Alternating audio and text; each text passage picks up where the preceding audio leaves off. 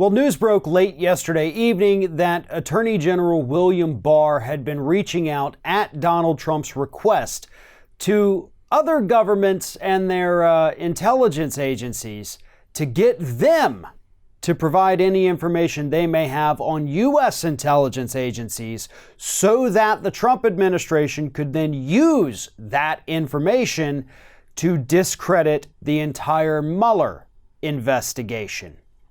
Last night, it was reported that Barr had been speaking with the Prime Minister of Australia about this. But then a few hours later, more news broke saying, guess what, folks? It wasn't just the one government, the Australian government, that actually did provide evidence and documentation for the Mueller investigation. But apparently William Barr also made a trip over to Great Britain, where he spoke with their intelligence officials about working with him on this little investigation he had going. And then he hopped a plane over to Italy and met with their leaders and their intelligence officials about doing the same thing. William Barr, the Attorney General of the United States, at the request of the President of the United States, Donald Trump, has been traveling the globe trying to get other countries to investigate our intelligence community here in the United States for the sole purpose of undermining the Mueller investigation.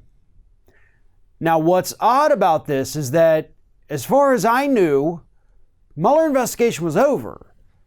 It did not lead to impeachment. It could have, it should have, but it didn't. You know, Democrats aren't sitting there harping on that every day. It's not like it's something that most people were thinking about on a daily basis anymore. We had all moved on. We've got a brand new scandal with Trump and the Ukraine now, right? So why waste your time doing this? Because the president is still bitter. He is a petulant child, and he's not going to stop until he can claim that every single person that ever worked on any investigation against him was just a Democrat-loving, Trump-hating, bleeding heart. That's what this is about. This is about revenge. It has nothing to do with this administration thinking there may have actually been something illegal about these investigations, which there weren't. We already know that. That conspiracy theory has been debunked. But the Attorney General is working right now, basically acting as the president's personal attorney to undermine the United States itself. You may not agree with these investigations, you may not like them. But at the end of the day, that is what they're supposed to do. And yeah, guess what? Every human being has some kind of political bias inside of them that influences how they vote. And most of us leave it at that.